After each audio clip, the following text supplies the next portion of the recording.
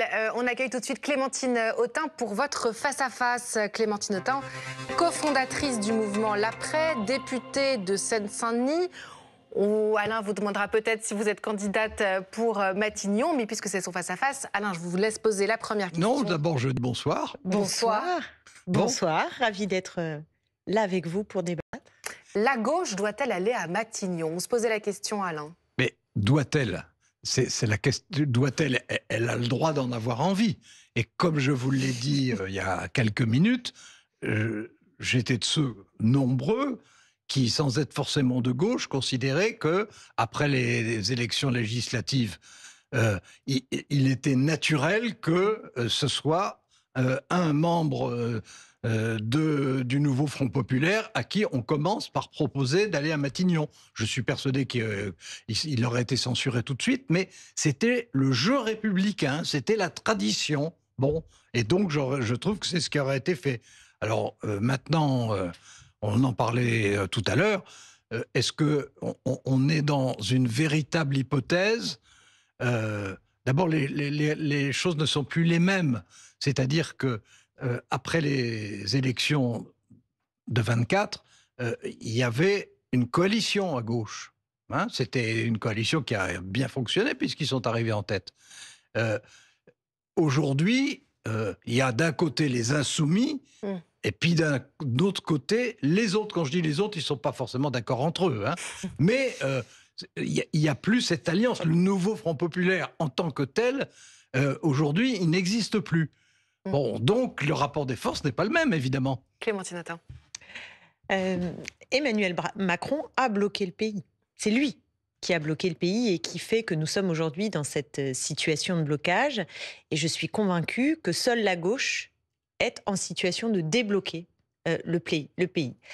Parce qu'il faut en réalité changer absolument de braquet. Qu'est-ce qui fait qu'il y a une situation à la fois instable sur le plan institutionnel, vous l'avez rappelé tout à l'heure, il n'y a pas de majorité, mais plus profondément, il y a un décalage entre ce que l'Assemblée nationale, le système institutionnel et le poids de l'exécutif, incarné par Emmanuel Macron et le Premier ministre, qui pèse contre la volonté de la majorité de la population. Donc si on prend la question budgétaire, qui est quand même la grande question de la rentrée et sur laquelle François Bayrou a décidé de mettre son va-tout et de se faire harakiri. Bon, en réalité, il n'y a pas 36 chemins. Nous proposons de faire en sorte que ce qui nous a conduit à mettre la France dans le rouge, c'est-à-dire un certain nombre de cadeaux, de largesses qui ont été faites à la fois aux ultra-riches, au haut patrimoine et aux multinationales, cesse, qu'on revienne en arrière, qu'on innove en termes d'imposition pour qu'il y ait de la justice fiscale et ainsi faire rentrer des recettes et avec ces recettes, réussir à protéger les Françaises et les Français, à réparer ce qui a été détruit, à faire plus de services publics, mieux de services publics et aussi d'enclencher la bifurcation écologique. Bon, alors, ça, c'est ce qu'attendent une majorité de Français. Non, c'est pas ce qu'attendent une majorité de Français, c'est ce qu'attendent une bonne partie des électeurs de gauche. Les électeurs du Rassemblement national, qui sont très nombreux, n'attendent pas la même chose. Ils attendent autre chose que ce qui existe, mais ils n'attendent pas la même chose que la gauche. Je répète, au moment des élections législatives, il y avait une gauche unie. Aujourd'hui, il y a une gauche désunie. On peut le regretter, mais c'est une constatation. Je ne vais pas vous répéter ce que Jean-Luc Mélenchon lui-même ne cesse de dire. Donc, il y a une gauche désunie. Cette gauche désunie, elle représente forcément une partie très minoritaire des Français. Est-ce que la gauche, celle qui reste unie, c'est-à-dire, en gros, comme on dit, de Ruffin à Glucksmann, encore que Glucksmann, je ne suis pas sûr qu'il en fasse vraiment partie, mais est-ce que cette gauche-là, dont vous faites partie, aujourd'hui, peut prendre la tête du gouvernement et former un gouvernement? Elle a présenté un programme, elle a présenté surtout un budget, que personnellement je n'apprécie pas, mais ça chacun... J'apprécie d'ailleurs pas forcément celui qui était présenté avant non plus. Mais... bon, elle est candidate au pouvoir, elle est candidate à l'exercice du pouvoir, elle est candidate à former... Je vous confirme, nous sommes candidats au pouvoir et nous pensons qu'un certain nombre de nos mesures, et toutes les enquêtes d'opinion le montrent, si je prends des mesures phares, la taxe Zuckman, que j'ai proposé et que j'ai défendu avec ma collègue Eva Sas à l'Assemblée nationale. Il faut rappeler au passage de quoi il s'agit. 2%, j'allais le faire, 2% sur le patrimoine de ceux qui détiennent plus de 100 millions d'euros. Absolument. Et avec cette simple taxe, on fait déjà rentrer dans les caisses de l'État entre 15 et 25 milliards. Les Français sont absolument pour. Bah bien sûr. Un ISF climatique. Les Français ont toujours été pour taxer plus les super riches. Hein. C'est vraiment pas une nouveauté, ça. Oui, mais donc vous voyez bien que ça dépasse même les clivages actuels. Ah ben bien sûr. Bon. Mais non, mais les Français. Je vous donne un deuxième exemple. Je vous laisse continuer après, bien entendu. Les Français ont toujours détesté les riches, sous toutes les majorités et sous tous les régimes. Et c'était déjà vrai sous l'ancien régime, avant la Révolution. Parce qu'il y a en France une passion de l'égalité, et je la partage. Oui, absolument. Vous avez je suis d'accord avec vous. Il y a une passion de l'égalité en France. Or, il se beaucoup trouve plus marquée qu'ailleurs. Il se trouve que sous le mandat d'Emmanuel Macron, les riches se sont considérablement enrichis et qu'aujourd'hui, on a un Premier ministre qui vient demander aux Français... Comme dans tous les pays occidentaux. Hein. Mais je ne dis pas que c'est bien. Ce sont des politiques néolibérales qui ont été menées, en effet, dans tous ces pays. Et le résultat n'est absolument pas fameux, puisque les inégalités se creusent. La pauvreté n'a jamais été aussi forte que jamais, malheureusement. Pas depuis 30 ans. Ah oui, d'accord, mais jamais, pas jamais. Hein, si vous me laissiez finir ma phrase, j'allais dire, n'a jamais été aussi élevé depuis 30 ans, et ça, c'est parfaitement juste. Et donc, il faut avancer vers des mesures qui permettent de financer des protections, de financer aussi les besoins quotidiens de la population. On a un enjeu de santé qui est majeur aujourd'hui en France. On a un enjeu dans le système de notre éducation nationale qu'il faut également regarder de près. Et puis, il y a aussi, et j'ai envie de dire avant tout, vous savez, je sais pas, moi, à chaque fois que je fais mes courses, je suis ahurie des prix. Mais ahurie des prix. Comment voulez-vous que les Français s'en sortent? C'est pas possible. Donc, il y a un enjeu sur les salaires. Oui, mais ça compense pas. Non, mais je ne dis pas le contraire. La vie est terriblement chère, les gens sont pris à la gorge, et donc c'est insupportable. Ça aurait été différent avec un gouvernement de gauche. Mais bien sûr, mais vous le savez, mais bien sûr. Mais bien sûr, nous aurions pris des mesures de protection, nous aurions pris des mesures pour partager les richesses et pour créer des protections. Vous auriez pu bloquer les prix, vraiment ? Que fait le gouvernement? Encore hier soir, Monsieur Bayrou, ça ne suffit pas d'avoir pris aux Français les 2 plus belles années de la retraite. Ça ne suffit pas, Monsieur Bayrou, d'avoir voulu leur faire encore prendre 2 jours de congé. Et encore hier soir, il nous a expliqué qu'il allait doubler les franchises médicales. Mais ça suffit. Mais je vous le dis sincèrement, c'est insupportable. Alors, j'ai regardé ce que vous proposiez. Ce n'est pas à la majorité des Français de payer pour leur politique au service des ultra-riches et des multinationales. Bon, c'est nous. Ça, disons que c'est assez simplificateur comme formule. Ou disons, c'est assez simple. Comme vous voulez. Le projet de budget qui a été présenté par la gauche est, pour essayer d'être honnête intellectuellement, est plus modéré que celui qui avait été proposé par la gauche en 2024 et encore plus modéré que celui... Vous parlez de celui du Parti Socialiste peut-être? Celui, non.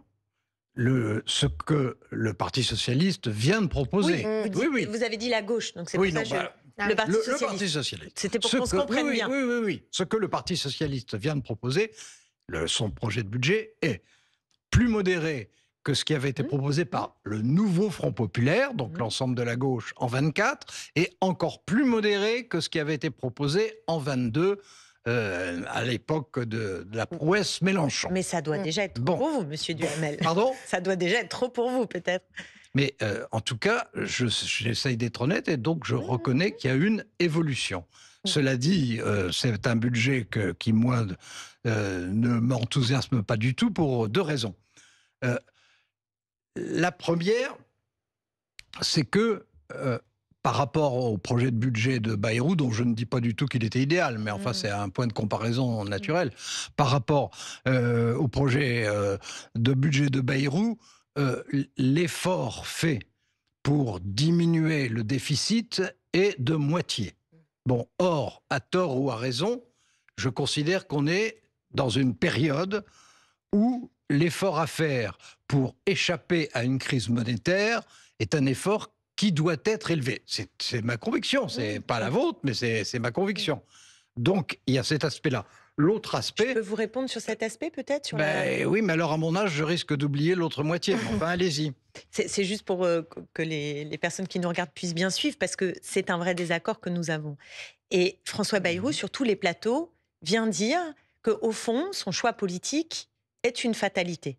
Hein, c'est vraiment le there is no alternative bien connu. Et notamment, moi j'ai un désaccord sur le niveau, enfin la gravité de la dette en fait. Vous trouvez qu'il dramatise? Mais c'est l'évidence même, en réalité, parce que nos titres de dette aujourd'hui, quand la France veut acheter 20 milliards, en fait, on lui en propose 60, donc on n'est pas la Grèce. Non. Mais bien sûr que oui, primo. Et deuxio, il raconte que cette dette-là, ce serait une dette pour les générations futures, alors qu'en réalité, la dette, elle roule sur 8 années. Donc, c'est pas ce qu'on laisse aux générations futures, c'est avant tout la dette écologique. Donc, pour moi, le problème de la dette, et je ne dis pas qu'il n'y a pas de problème de la dette, mais quel est-il? Il est double. C'est on s'endette pour une politique de destruction des protections sociales et des services publics, et pour, encore une fois, diminuer la contribution de celles et ceux qui ont le plus. Donc, moi, je trouve ça injuste de s'endetter pour une politique pareille. Et deuxièmement, c'est un deuxième problème, c'est que notre dette, elle est détenue par les marchés financiers. Bon. Et en fait, et je pense qu'il faut réfléchir aussi à la nature de notre dette. D'abord, quand il y a des déficits budgétaires, et ça depuis des années et des années, on peut dire 30 ans, puisque c'est en général par ce à quoi on compare, les déficits sont en bonne partie liés aussi à l'extension de services publics souhaitables. Hein, je ne dis pas le contraire, nécessaires, mais c'est aussi lié. Mais pour en revenir à la dette elle-même... Et c'est lié parce qu'on n'a pas de recettes. Attendez. Pour en revenir à la dette elle-même, l'idée de dire ça n'est pas tellement grave, je n'y crois pas un instant. Évidemment, on ne va pas être la Grèce. Hein, la France a un système bancaire solide, la France a des entreprises puissantes qu'il faut d'ailleurs qu'il ne faut pas trop risquer d'amoindrir, mais la France a un système économique solide. En revanche, sur le plan monétaire, la France est en grande difficulté. Et il va y avoir, là je ne parle pas dans l'abstrait, hein, il va y avoir des vendredis prochains. Vendredi prochain, c'est dans pas longtemps. Il va y avoir une agence de notation qui, comme elle le fait régulièrement à ce moment-là, notera ce qui s'est passé en réalité sur le plan politique à partir de lundi. Oui, mais précisément. Et je pense... Non pas qu'il va y avoir un déferlement effrayant, mais je pense qu'on est dans une situation qui est délicate. Vous disiez, et vous aviez raison, de dire on n'a pas eu de difficulté à pouvoir, comme on le fait, comme le Trésor français le fait chaque semaine, à pouvoir faire les emprunts, etc. Simplement, les emprunts sont de plus en plus importants, donc c'est de la dette, et deux, les taux d'intérêt montent lentement, mais montent quand même. Et le problème, moi, c'est la crainte que j'ai. Alors, peut-être que je me trompe. Non, vous avez raison sur ce point. La crainte que j'ai, c'est qu'il y ait, une fois que le gouvernement aura été mis par terre, on se trouvera donc, et ça c'est pour les marchés, c'est très important, ça sera la deuxième année de suite que la France se trouvera au moment de commencer les discussions budgétaires, début octobre, ça sera la deuxième fois que la France se trouvera sans budget accepté. Alors, je vais juste répondre sur le service de la dette. Et donc, là-dessus, c'est anxiogène pour les marchés. Bien sûr, Clémentine Autain. Oui, mais je vous écoute attentivement depuis une petite minute. Je vous posais juste une question parce que vous parlez de la gauche, justement, depuis le début de cette vraiment émission. Répondre sur le service de la dette. Alors, allez-y sur la dette. C'est un débat assez fondamental parce que celles et ceux qui nous écoutent sont abreuvés matin, midi et soir de la dette, la dette, la dette, la dette. Et donc, ça crée énormément d'anxiété, pas simplement pour les marchés financiers, mais pour les gens, parce que c'est une inquiétude. Donc, je ne partage pas le niveau de dramatisation qui, pour moi, est aussi orchestré pour nous faire avaler ces fameux efforts qui seraient demandés à la majorité des Français. Et ça, je suis en désaccord. Encore une fois, on peut aller chercher des recettes. C'est normal. Encore une fois, on peut aller chercher des recettes. On n'était pas obligé de s'endetter à de tels niveaux si c'est pour, en plus, ne pas améliorer la situation quotidienne des Françaises et des Français. Donc ça, qui s'est améliorée à certains moments et qui s'est détériorée à d'autres moments. Ça n'a pas été continu depuis 30 ans. On ne peut pas dire depuis 30 ans la situation des Français se dégrade. Il y a des périodes où, heureusement, elle s'améliore, et il y a des périodes ou malheureusement, comme c'est le cas en ce moment, elle tend plutôt à se détériorer. Moi, je suis Bon, progressiste et je souhaite que le chemin soit celui d'une amélioration substantielle non, mais attendez, s'il s'agit pour de les dire... Françaises et Non, les non, mais Français. attendez. Voilà. S'il s'agit de dire qu'on souhaite l'amélioration de la vie des Français, bah, je vais vous dire, moi aussi, Alors je dans souhaite ce cas, Alain je Duhamel, souhaite... vous allez être d'accord avec moi pour dire que la politique de l'offre, ce qu'on appelle la politique Oui, de oui. l'offre, c'est-à-dire celle qui, par Oui, exemple, oui, oui, fait oui. qu'on donne 211 milliards d'euros annuels aux grandes entreprises, enfin aux entreprises en règle générale, mais dont un grand nombre aux Oui. grandes entreprises, sans aucune contrepartie sociale et environnementale, Ah, en espérant que ça ruisselle. Ça non. En espérant que ça ruisselle, Non. chacun peut en Non, non. tirer aussi un certain nombre de non, mais là, conclusions. Non, mais vous m'apprenez rien. Il y a deux politiques économiques possibles. Il y a une politique de l'offre qui a été effectivement pratiquée depuis l'arrivée d'Emmanuel Macron, qui avait d'ailleurs été déjà esquissée auparavant.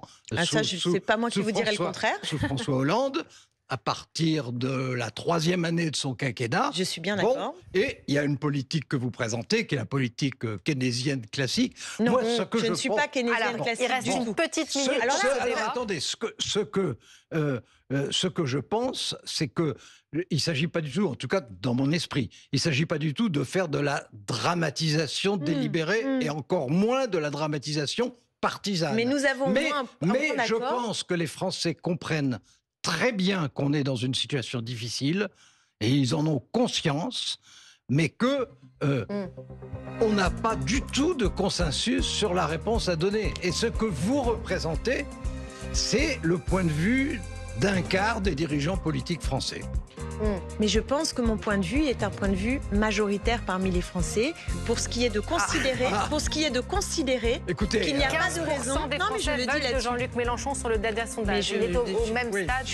Vous n'êtes pas Vous Jean-Luc dites Mélenchon. ça, je vois pas le rapport. vous n'en êtes Moi, je plus, veux de juste toute façon. simplement vous dire que l'écrasante majorité des Français veut qu'on aille taxer les riches et les multinationales, veut plus de services publics, et donc il y a un chemin.